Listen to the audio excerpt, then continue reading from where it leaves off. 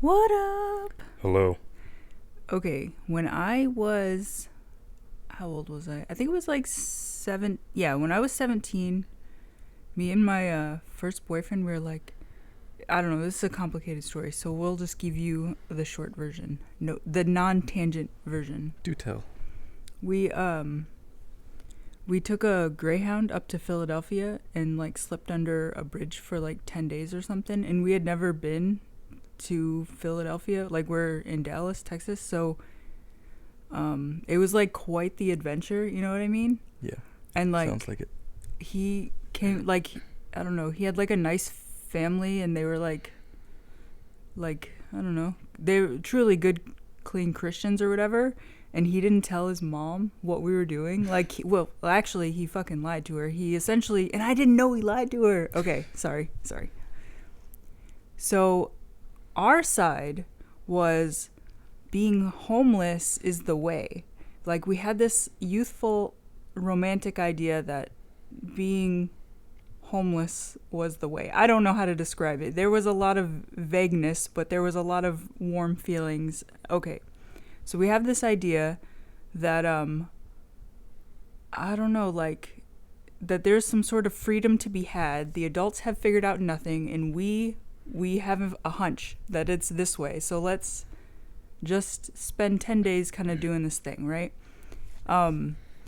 So in our minds, we're going to go, I don't know how Philadelphia came up, but it did. So we're like, let's take a bus to Philly and do that, right? Mm-hmm. But we didn't have money. So what he did, excuse me, was he told his mom, I mean, this was a long ass time ago, so in case I'm wrong, in case like the ethers, he's picking up on the ethers, somebody's talking about him, I apologize if I've got any of the story wrong. Not that he gives a flying fuck. Okay, moving along. Where is this going? So he tells his mom that we're going, and I didn't know this. This is fucked up. He told his mom we're going to Philadelphia to essentially help with homeless people. Yeah, Doesn't that sound... You paint yourself in a fucking heroic situation to get a fucking bus pass. Okay, and she doesn't like me. This is a classic story. All right, I'm going to expose too much. I am in the midst of wanting to get a job, so if you're trying to hire me, don't listen to this. Click off. Exit out. No thumbs down. Okay. I do have a history in my youth. I'm an adult now. This is not an issue that I know of. Sorry. When I was a youth, I feel like adults, I had very polarizing responses from adults. I had a lot of adults who just really took to me. I don't really know what the deal was, where they would just feel like, wow, you have like this mature vibe or something. I don't know. I am kind of a serious person, and I have strong resting bitch face, so maybe that was what they were picking up on. But those tended to be adults who like, they didn't have anything to lose by kind of like emotionally investing in me. I don't know how to say it, but a lot of times, not a lot of times, a fair amount of times, when I was a youth, people like adults, there would be some adults that would look at me and be like, "Oh, she's a bad kid. Like, I don't want my kid, you know, rubbing off this badness from this lady, right? From this youth." Okay. Which is kind of fucked up, because the reason why I want to hang out with their kid is because their kid is the fucking rowdy kid, and I am secretly wholesome, who put on a front to not be wholesome. That's my final stance with the wholesome. I'm a in the closet wholesome person who just pretends to not be wholesome. So I want to hang out with their bad kid, and then they look at me like, my wholesome child cannot hang out with you. But here's the thing, if you're secretly wholesome and you're putting out bad vibes to like put a mask on it, people are going to pick up those bad vibes. They're going to be like, you look angry. And it's like, look, me and my mask just want to hang out with your fucking pretend wholesome kid. Okay. So I had that situation with my first boyfriend where, I feel like I'm saying too much. Okay. his, like, the first impression his mom got of me was just like, holy shit, this is the worst person. Like, she just did not like me from the beginning, you know? And she was way clean Christian. And that's not a diss. That's just, you know, good for her, right? She figured out her place in life. Aren't we all? Okay. Sorry. As someone who puts on a mask. Go on. Okay. Wholesome. So he lies to his wholesome mom. And the only way to lie to a wholesome person is tell them that you're also wholesome. Like, in a real way. You're like, I'm going to go help the homeless. So buy me and my girlfriend that you don't like a bus ticket. And we're going to do that. I don't realize that that's the case. And then one day we're in his parents' bedroom. They like live in this fancy house. We're downstairs in the bedroom. And I think his mom's like coming in and out of the room. And he calls the place that we're allegedly helping homeless people. I don't know. He calls some number and he says something like, hey, like we're heading, like we already bought the bus ticket. He's like, we're heading up there. Like, you have room for us? I don't know what he said. He said something like that. And on the other end of the phone that nobody can hear except him, they're like, no, we don't. We don't have anything for you, able-bodied person. We're helping homeless people, right? And what you hear on our side of the phone is, great, looking forward to seeing you. Peace. And then he hangs up, and he just has this look like all is well. And then I get the scoop that, like, that this is perfect. We're going rogue. And I was like, all right, we're going rogue. Well, that works out for our value system. We want to be homeless anyway. So we get to Philadelphia, and the first day it's there, it's fall. I think this was actually right after 9/11. Okay, so it was fall, and it was like getting cold at night, and it was like drizzling, raining. It was like kind of uncomfortable, not like crazy or nothing, but I don't know. He, like, the first day he had this feeling like, I just want to go home in my warm bed. And I'm just like, let's just, the bus ticket is good for, like, we've got 10 days. Like, we've got plenty of time to feel sad, right? No problem. But I don't know. I try to cheer him up, just like, yeah, you know, this is, you know, like, let's address these emotions in a day. Maybe in a day from now we'll feel fantastic. We just need to acclimate or something, which is true.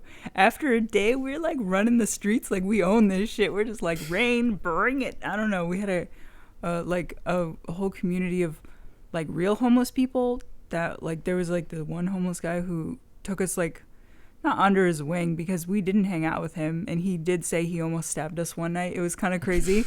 I'm serious. That kind of, I was taken aback. I was like, oh shit. Like, 5 minutes ago, he's really friendly. And he told us where to sleep. Like, we were sleeping over where he was. Like, he's the one that showed us the bridge. But we were also hanging out with, like, our community was mostly like the other kind of youthful, I don't know. The other teenage homeless people? Yeah. And I met people who did it full time who were like, you know, our age at the time. I was like, what?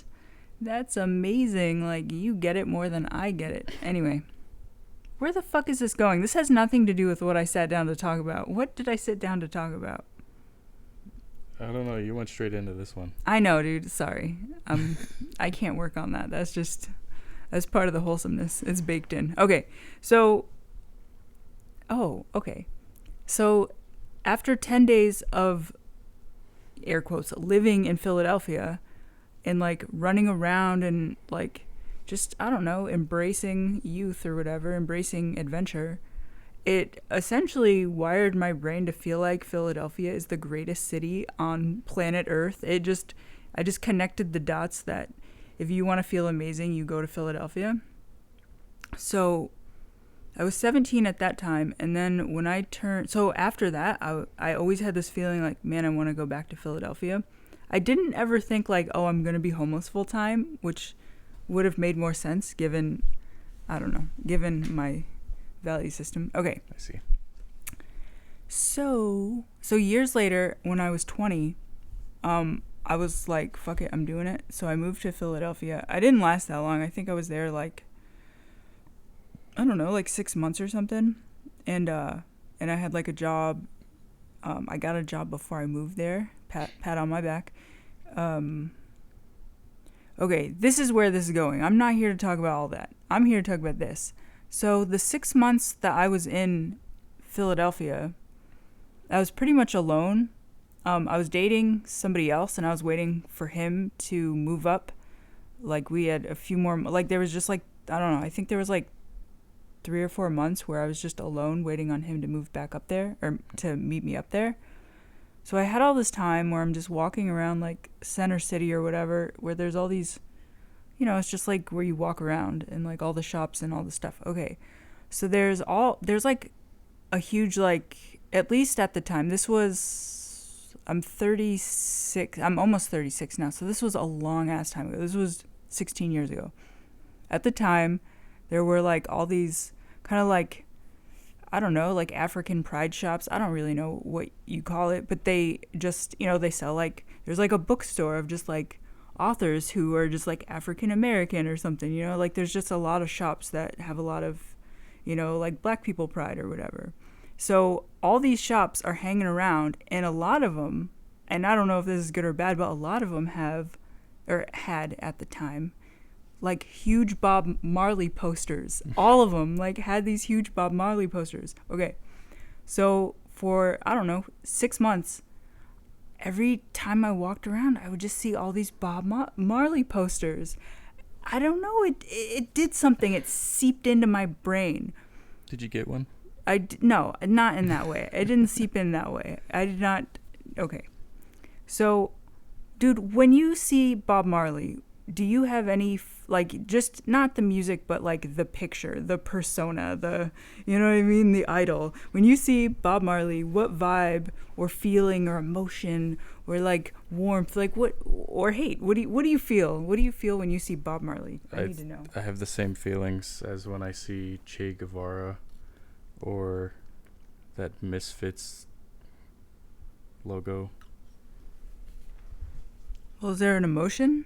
Or is there like a gut feeling? Like, just that for some reason, like, what's the vibe you get? These things are like heavily marketed to like teenagers for decades. It is very youthful now that you mention it. Yeah. So what is it that, like, but what vibe are you getting? Because I don't know if what I felt is... Counterculture, man. Oh, that's not an emotion. You're being intellectual. All right, you need to dumb it down, right? Talk to a child. Imagine the way they depict him. Hang on. They depict him kind of like. Imagine you're in the marketing room and you're like, we just bought the rights to this Bob Marley poster. We need to convey these emotions to this youth or whatever. Which emotions are you conveying with this Bob Marley poster? Gandhi. Just, that's not a fucking emotion. That's not an emotion. That's a sorry, that's a person. What emotion? Come on. Idolization? Is that an emotion? I'm crying because I feel so much idolization. Damn, you look so happy. How are you feeling? Super idolization. That's not an emotion. Okay. I get it. I've heard other people do. See, I have the upper hand because I'm questioning you. If you turn the tables on me, I would fail this miserably. This is kind of wrong that I'm doing this to you. There's not a feeling, a sense that you get. Whoa. I'm sorry. I'm not trying to set you up. Let's hear what you think. No. Apparently you have an opinion. No. Yeah, I do. Okay. Well, it's just, okay, when I saw Bob Marley posters all the time, I just had this sense of like this person has like this warm, loving, all like everyone's like, it's like, it's not inclusive. What is the word? It's just like, it's inclusive, but there's like a synonym for it. It's just like, you know, it's just this sort of like welcome vibe, you know, this sort of like, I'm excited to see you. I'm like pro community. See, none of these are emotions, but you see why this was a trap. I'm sorry. I was hassling you because I didn't know what the answer was. I needed the answer. Oh. Sorry. I didn't realize that. But do you get any of those vibes when you see... Is that universal or is that just me? Not... I don't really... No. Not when I just see a picture. No. Of Bob Marley? No. You're not like, look at that smile. You don't see the smile? The smile just looks like this is someone who's emitting warmth. I don't know how to describe it, but that's... Okay. So, there we go. That's where all of this tangential bullshit... Talking about being 17, getting on a Greyhound, lying to parents, all that was to get to this.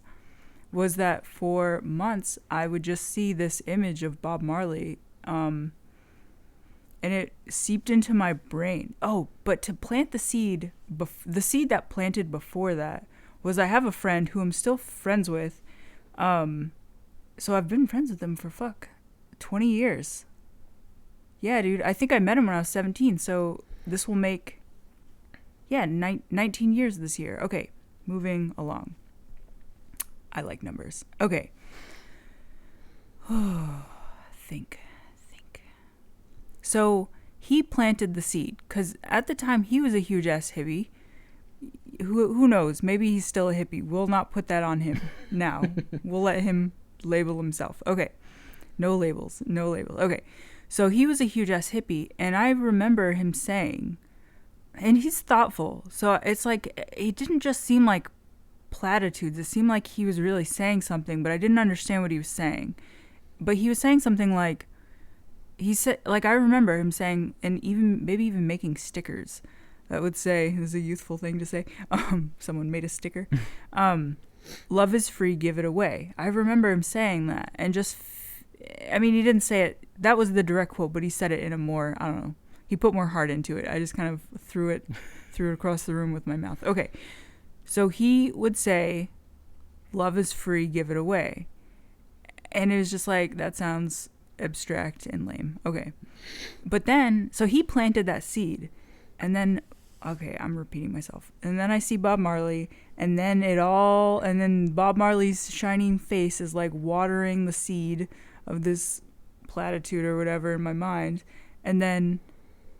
I come back from Philadelphia and I just have this sense of like, dude, if Bob Marley can glow and like emit like love and community, and apparently he's not doing that because you don't get that vibe, but I got that vibe.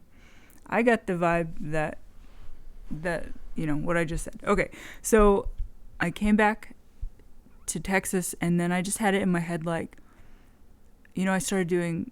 like movie night once a month and like did a potluck with it and just would like invite everybody to come over and we just hang out, and it was like every month for probably like 2 years for the most part. Is kind of, you know, like I was in this vibe of like community, it makes so much sense, how did I not know before? Okay, so at that time I would walk around, and this is gonna sound dumb, this is gonna sound way dumb, but I'm just gonna go ahead and say it. I would walk around and I would just, you know, you walk past somebody and there would just be this feeling of like, I should smile at them because we are brethren, right? It was like, it was seriously this feeling of like, we are all family on this earth. I mean, I don't think I would use that word in my mind, but that was essentially what I was thinking and feeling. And I would just give all these goofy ass smiles to people. I still do. The smiles have gotten way goofier. They're very cartoon at this point, but I can't rein it in. It's out of control. These smiles are just over the top. That story doesn't go anywhere. I'm sorry. That was all of it. Damn, dude. 20 minutes of that. I apologize. There was nothing there. I just hassled you for like 5 minutes of it, demanded an emotion. Did I even bring an emotion? Warm? That's not an emotion, right? That's not. I don't think that's an emotion. Is that? Fuck, no. Dude. I need to. Okay. Shouldn't talk about shit you don't know. While recording. Moving along. Do you want to talk about anything? Do you want to add some actual substance or finale to this? No. Okay. Peace.